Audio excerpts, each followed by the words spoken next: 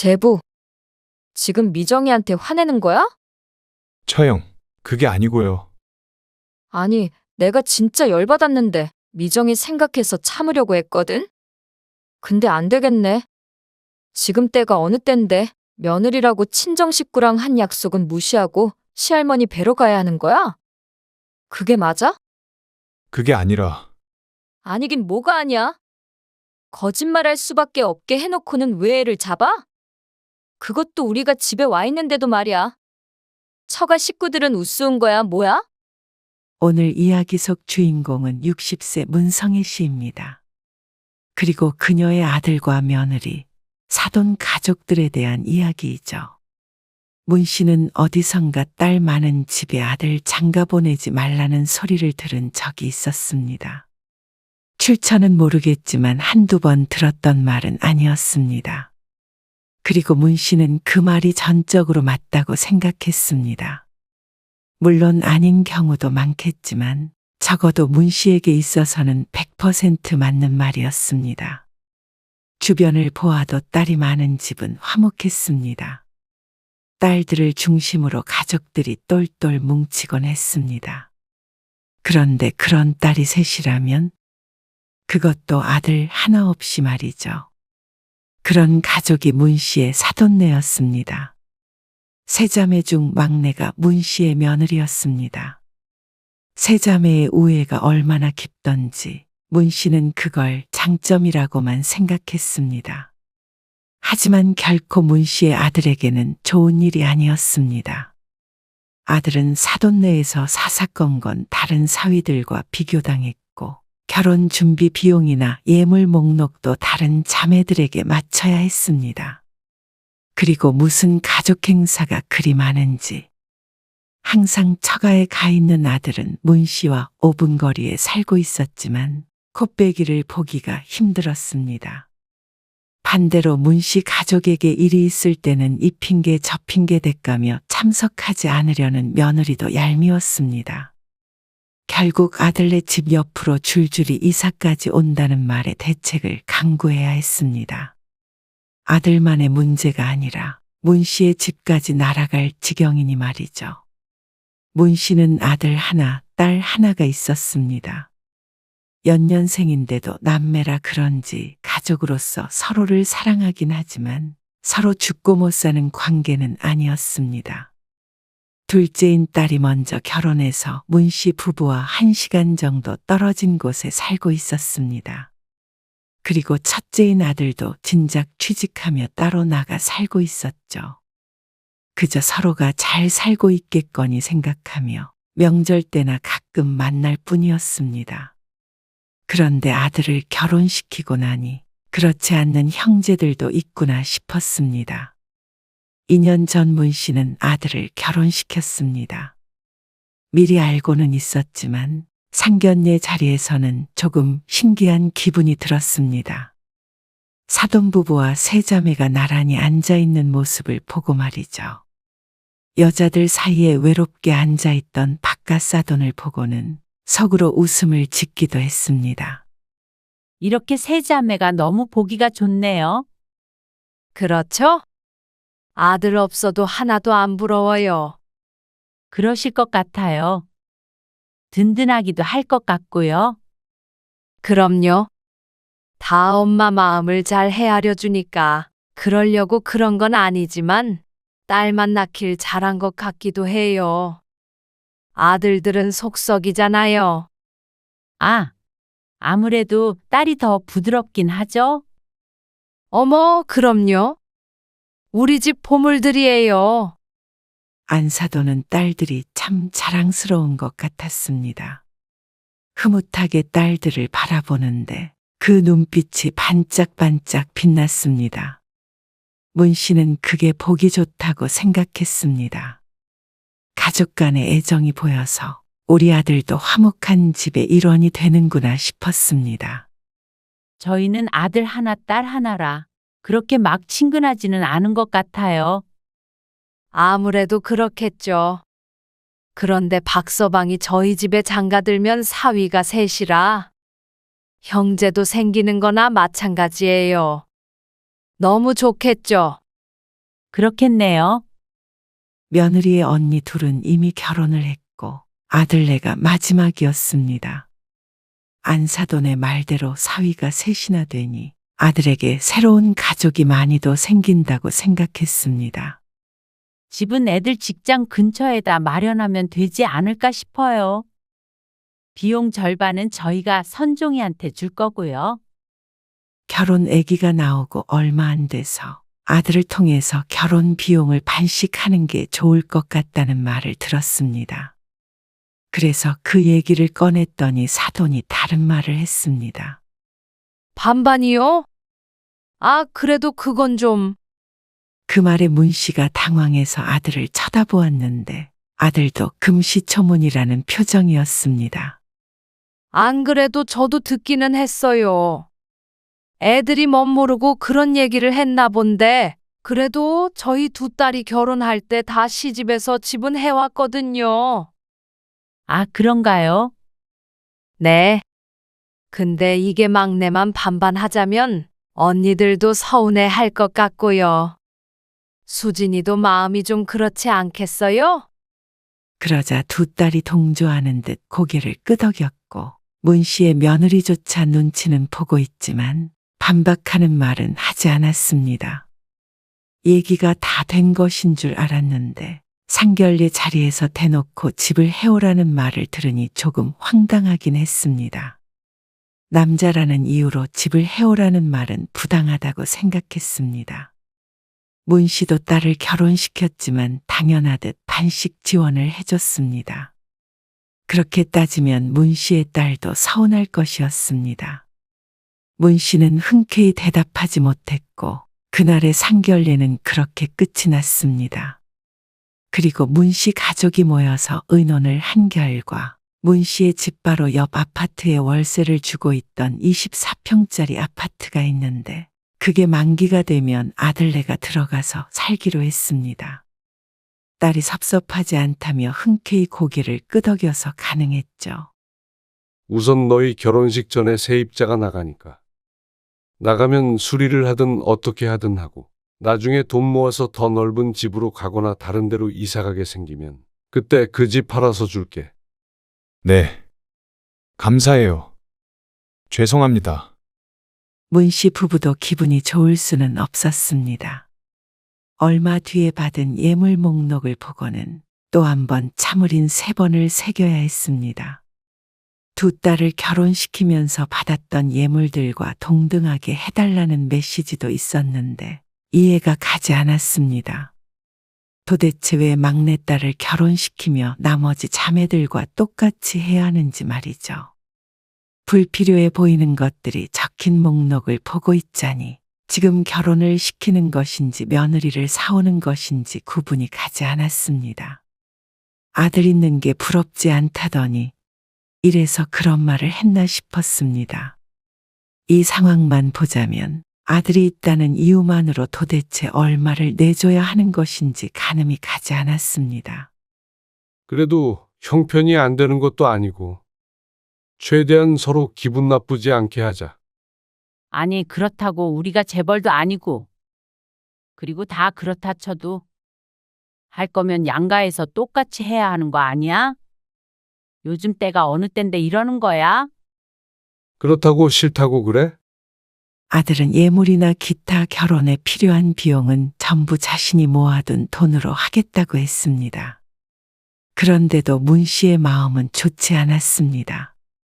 아들의 돈이라고 하더라도 쓰지 않아도 될 돈을 쓰는 기분이었습니다. 이런 것 때문에 결혼을 미룰 수는 없잖아. 왜 없어? 다 이런 것 때문에 결혼을 미루는 거지 뭐. 좋게 생각해. 문 씨도 아들 며느리가 결혼을 준비하다가 갈라서길 원하지 않았습니다. 남편의 말대로 그쪽에서 하자는 대로 맞춰서 결혼만 한다면 그 뒤로는 모든 게 잘 될 것이라고 생각했습니다. 그런데 그게 아니었습니다.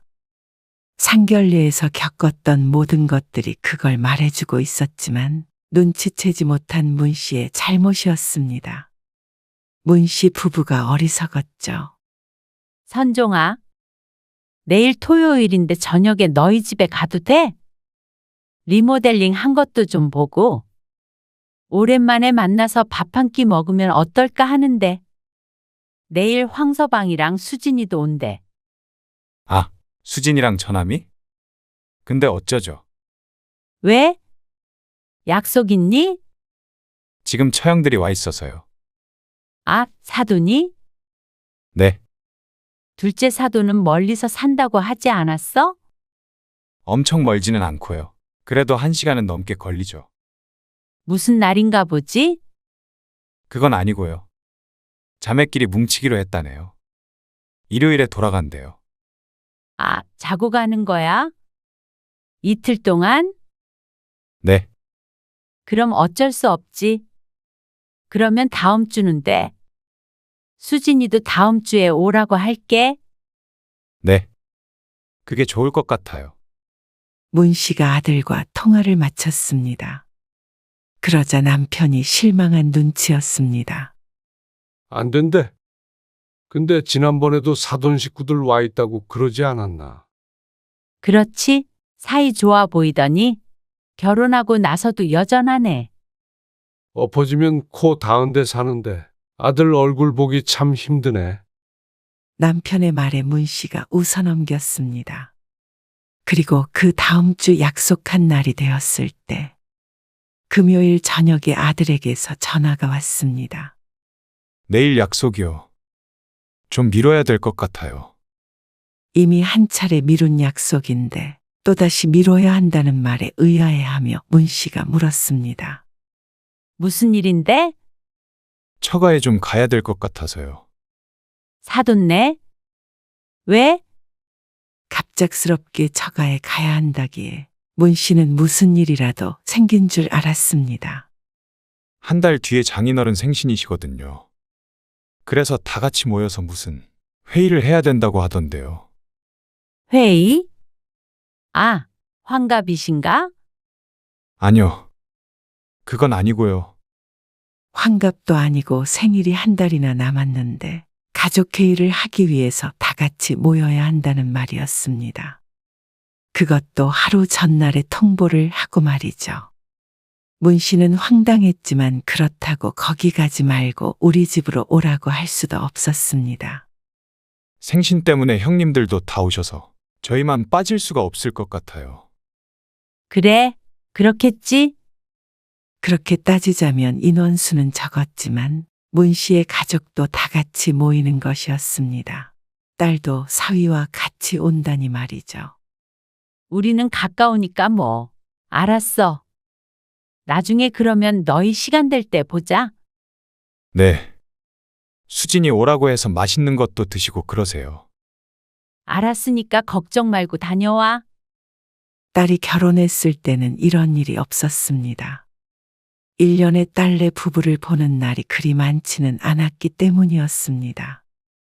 가까이 사는 것도 아니었고 일하느라 바빠서 딸이 시집에도 거의 가질 못하는 걸 알고 있어서 불만은 없었습니다.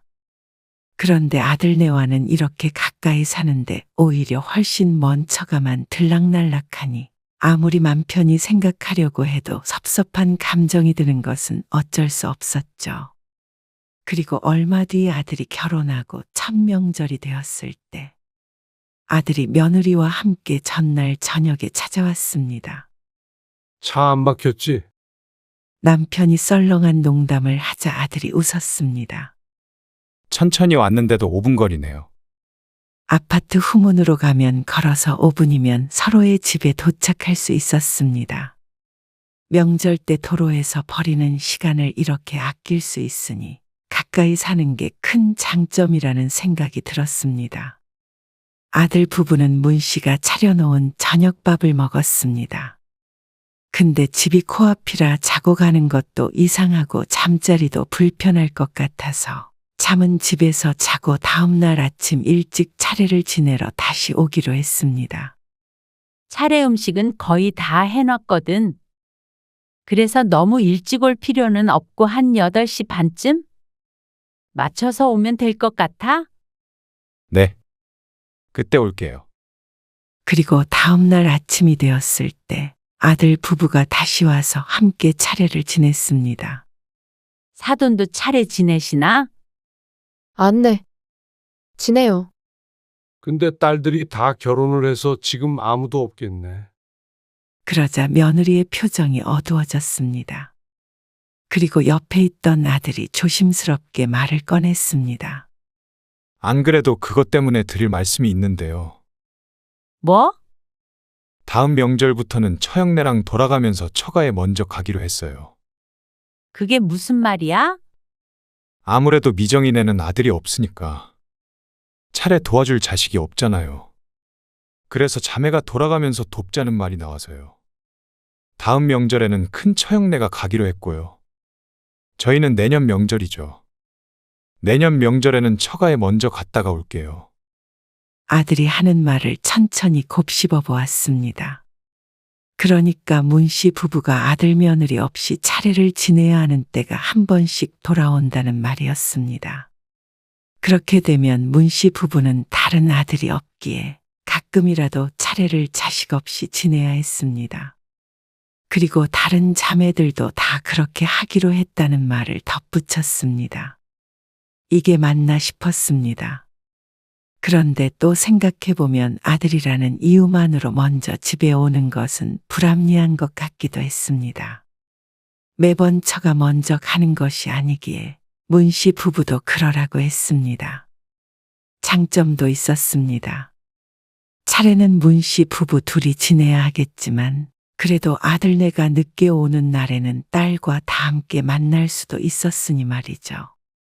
그리고 아들 부부는 서둘러 자리에서 일어났습니다. 차 막히기 전에 처가에 가봐야 한다며 말이죠. 급히 아들네를 배웅하고 나니 9시가 조금 넘은 시간이었습니다.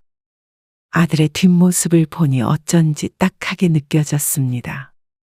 처가 식구들끼리 사이가 좋은 것은 좋지만 거기에 늘 끌려다니는 것 같다고 생각했습니다. 그리고 어느 날 주말에 전화를 했을 때는 집에 혼자 있다고 했습니다. 미정이는 어디 가고 혼자야? 아, 처형네 집에 갔어요. 또? 근데 너는 왜 안 갔어?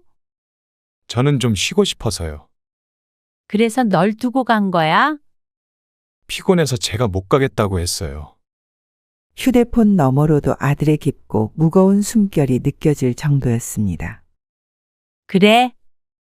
피곤할 텐데 어서 쉬어. 왜 전화하셨어요? 아니야. 그냥 뭐 하나 궁금해서 전화해봤어. 네. 저 그럼 한숨 잘게요.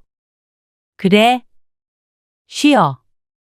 문 씨는 전화를 끊고 남편을 바라보았습니다. 10분 전 딸이 지난번에 어그러졌던 방문을 언제쯤 다시 하면 좋겠냐고 남편에게 전화를 했습니다. 그래서 문 씨가 아들에게 물어보려고 전화를 건 것이었는데 안 그래도 처가에 시달리는 아들을 집에서까지 오라가라 하며 못살게 굴고 싶지 않았습니다. 내가 수진이한테 말할게. 우리끼리 따로 보자. 그리고 그 다음 주에 문 씨 부부는 딸 부부를 따로 만났습니다. 오빠는 뭐가 그렇게 바빠? 그러게. 그리고 신혼이잖아. 아니, 전해줄 소식이 있어서 만나자고 했지. 나도 바쁘긴 바빠. 무슨 소식? 나 아이 생겼어. 딸의 말에 문 씨가 크게 기뻐했습니다. 딸 부부가 결혼한 지 몇 년 됐는데 아이를 안 가지려나 싶었던 참이었습니다. 어쩐지 평소에는 며느리와 사위 둘 다 바빠서 자주 보지 못했는데 꾸준히 연락해서 약속을 잡으려 한다 싶었습니다. 너무 잘 됐다. 오빠도 같이 있을 때 말해주려고 했어. 그러더니 딸이 한숨을 쉬었습니다. 솔직히 오빠 결혼하면 나도 언니 생기나 싶어서 좋아했는데? 있던 오빠도 없어진 것 같네. 딸의 푸념에 문 씨도 알만하다는 듯한 미소를 지었습니다. 말로 표현을 하진 않았지만 딸과 생각이 비슷했습니다. 지난번에 새언니한테 연락했더니 답장도 안 하더라고. 그러다가 거의 일주일쯤 뒤에 연락 와서 바빴다고 그러고 내가 답장 보내니까 또 연락 없어. 어머, 그래? 일하느라 바빴나 보지.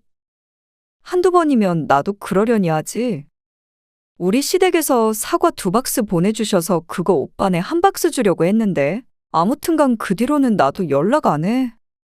참 씁쓸했습니다. 여전히 아들네 집을 들락날락 거리는 사돈네를 알고 한 달에 적어도 2번은 처가에 가는 아들을 아는데 어떻게 그쪽이랑만 교류를 하고 문씨 가족은 이렇게 뒷전인가 싶었습니다. 한번 얼굴 보는 일도 힘드니 말이죠. 아들도 쉬라고 안 부르기는 했지만 서운한 마음이 들었습니다. 처가에 그렇게 열심히 가는 게 며느리가 원해서일 텐데 그렇다면 문씨 가족과 만나지 않는 것은 아들이 원하지 않아서라는 생각이 들었죠. 그러다 몇 달 뒤 아들 며느리를 부를 일이 생겼습니다. 이번에 할머니 올라오시는데 둘이 같이 들러. 저녁 먹게? 문씨의 시어머니가 시골에서 올라오시는 날이었습니다. 큰형님네 며칠 머물기로 하셨는데 문씨의 집에도 잠깐 들르기로 했죠.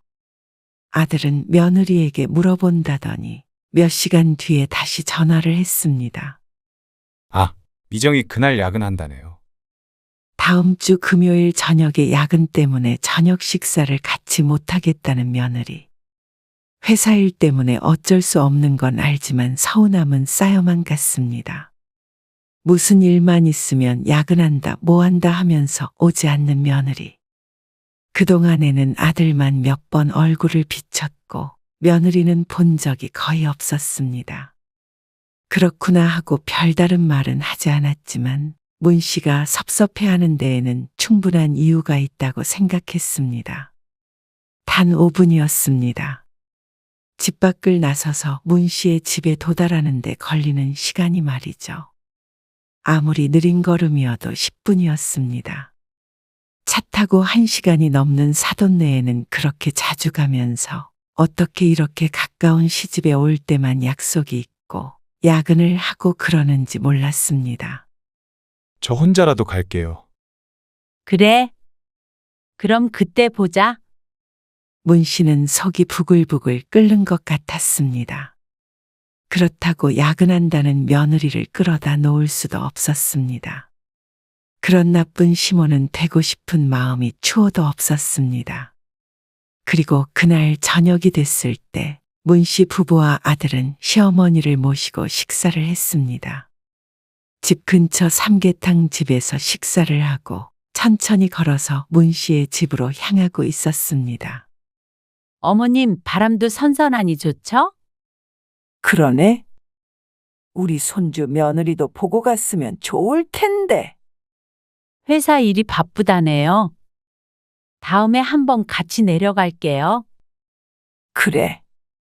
형님이 한 20분 뒤에 모시러 온다니까.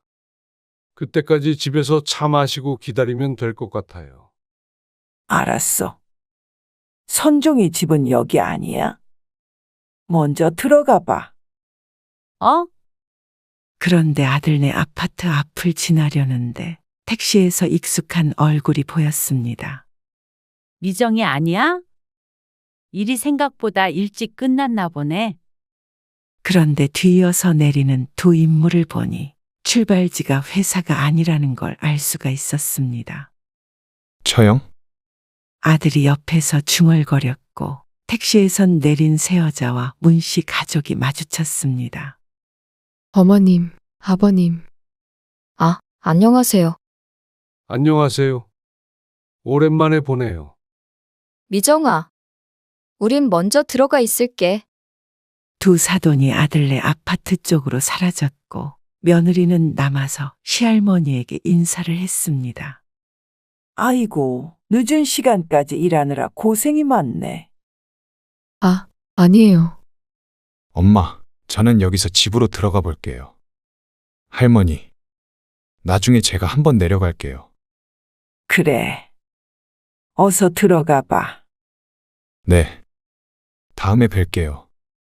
아들은 급히 며느리를 데리고 아파트 단지로 사라졌습니다. 언뜻 본 아들의 표정이 너무 좋지 않았습니다.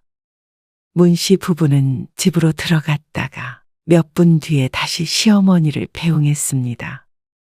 시어머니가 차에 올라타자 문 씨가 남편에게 말했습니다.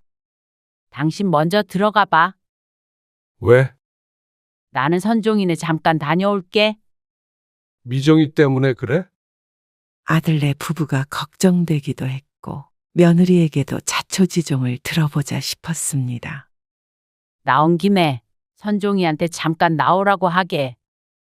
남편이 먼저 집에 들어갔고 문 씨는 아들에게 전화를 걸며 옆 아파트로 천천히 걸음을 옮겼습니다. 아들은 전화를 받지 않았습니다. 혹시라도 싸우고 싶나 싶어서 마음이 불편했습니다. 아파트 후문을 통해서 뒷길로 걸어가는데 저기서 아들과 며느리가 보였습니다. 아직 집에 안 들어간 것인지 아니면 다시 나왔는지는 모르지만 사도는 보이지 않았습니다. 어쨌거나 당신이 야근한다고 거짓말 한 건 맞잖아. 아니야? 한창 언성을 높이며 싸우고 있는 아들 부부를 보고는 문 씨는 걸음을 멈췄습니다. 아니, 그렇게 말하면 나도 서운해. 원래 언니들이랑 만나기로 했었는데 오빠가 일방적으로 약속을 깨려고 했던 거잖아. 아니, 약속을 깨려는 게 아니라 처형들은 그냥 놀러 오는 거고 거의 매주 보잖아. 할머니는 오랜만에 오신 거야. 우리 결혼한 뒤로는 뵙지도 못했다고. 근데 여기까지 오셨는데 바로 옆에 살면서 얼굴 한 번 안 봐.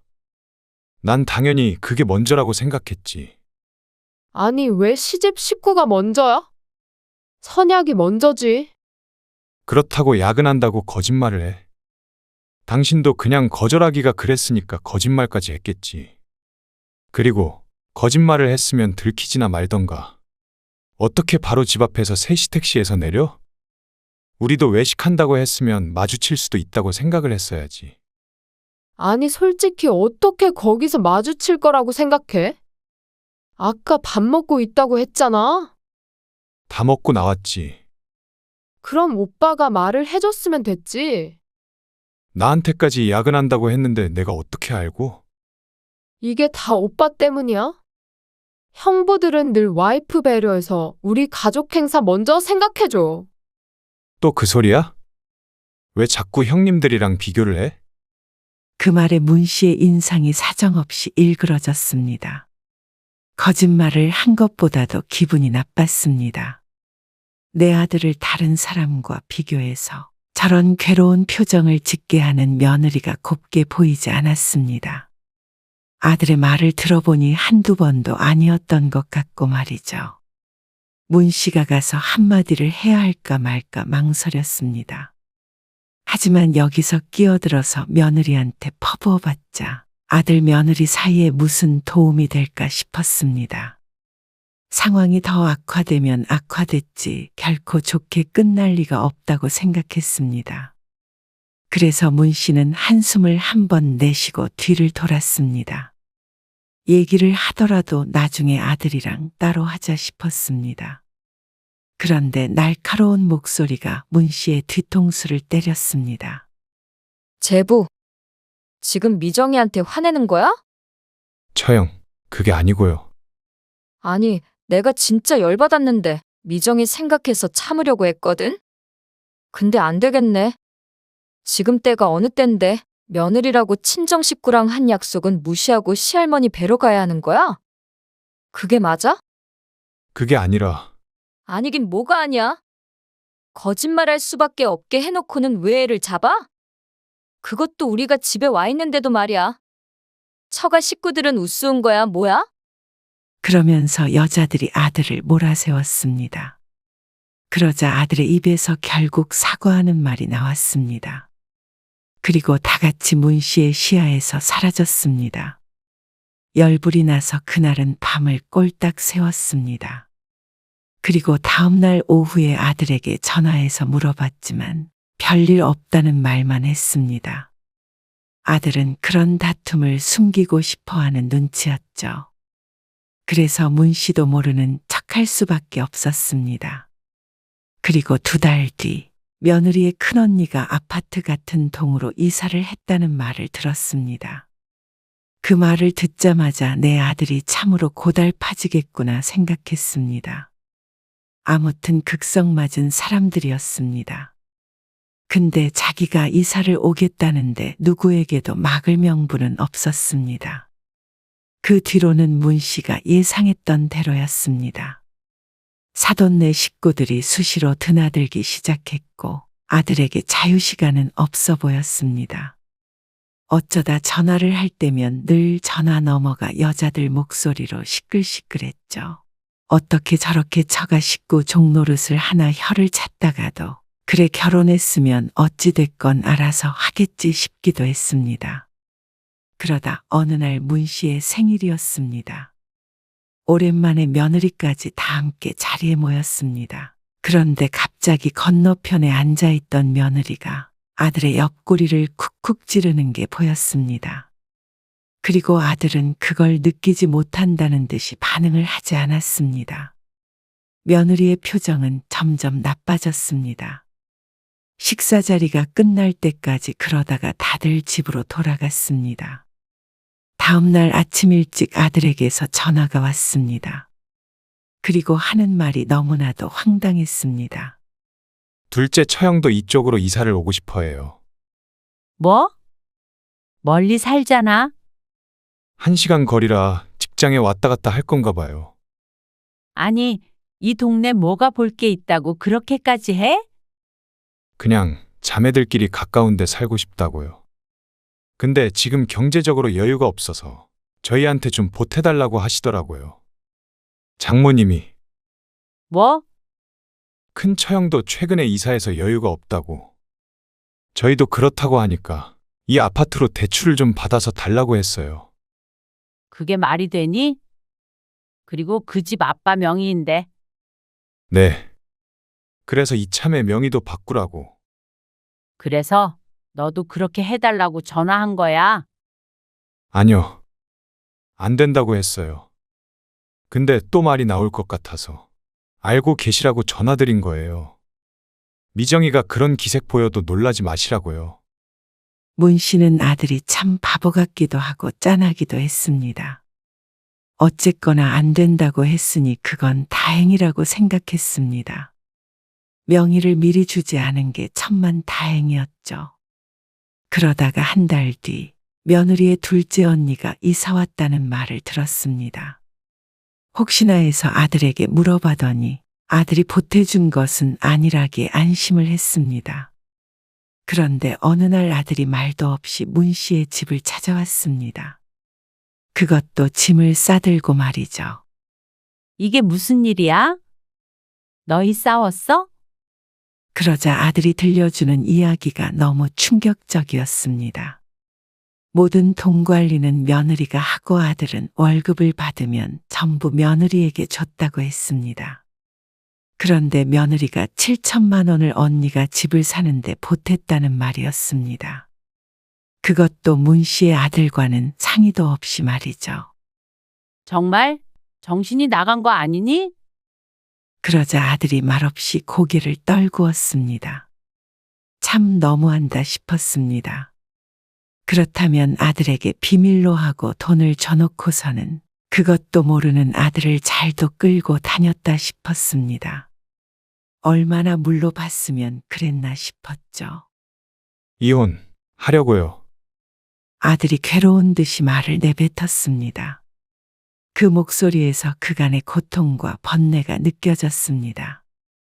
평소에도 조용하고 혼자 있는 것을 좋아하던 아들이 고생이 많았던 것 같았습니다. 그래도 며느리와 잘 지내보려고 했던 것 같은데 이제는 며느리를 신뢰할 수 없다고 말했습니다. 이혼한다면서 자기 집 놔두고 짐을 싸들고 온 아들이 바보였습니다. 그런데 그런 바보가 문 씨의 아들이니 어쩔 수가 없었습니다. 그래서 문 씨가 며느리에게 문자 메시지를 남겼습니다. 내 집을 비워달라고 말이죠. 그러자 전화가 마구 울렸습니다. 문 씨가 전화를 받지 않자 며느리와 사돈네가 우르르 몰려왔습니다. 초인종을 누르는 새 여자를 문 씨가 기가 막히게 쳐다보았습니다. 이러려고 똘똘 뭉쳐 사나 하는 생각이 들었습니다. 자신이 보아도 이렇게 기가 질리는데 아들은 오죽했겠나 싶었죠. 그리고 내가 아들을 너무 유약하게 키운 것이 아닌가 싶어 후회가 됐습니다. 아니, 너무하신 거 아니에요? 때가 어느 때인데 집 가지고 며느리를 괴롭히세요? 때가 어느 때라도 내 집 내가 다시 받아가겠다는데 그걸 누구 허락을 받아야 하나요? 그래도 갑자기 그렇게 통보하시는 건 아니죠.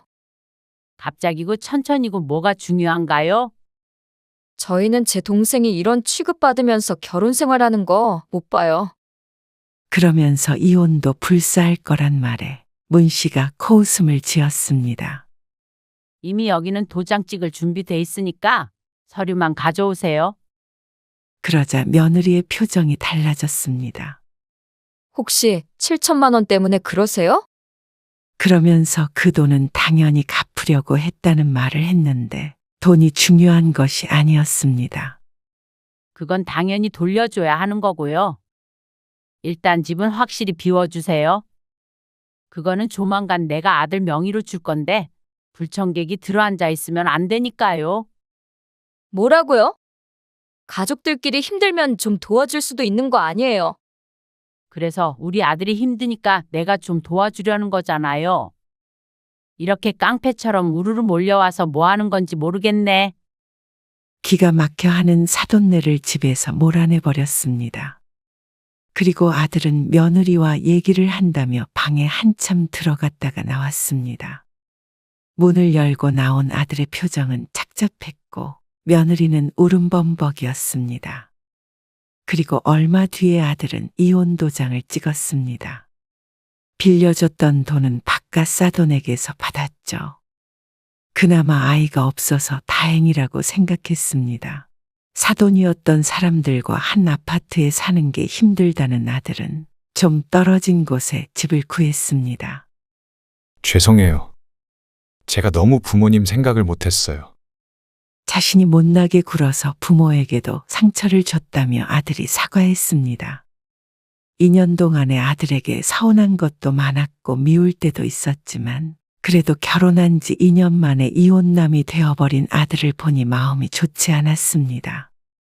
하지만 한편으로는 빨리 깨닫고 갈라선 것이 다행이라고 생각하기도 했습니다. 어쨌거나 아들이 아직 젊으니 새 출발을 하면 될 테니 말이죠.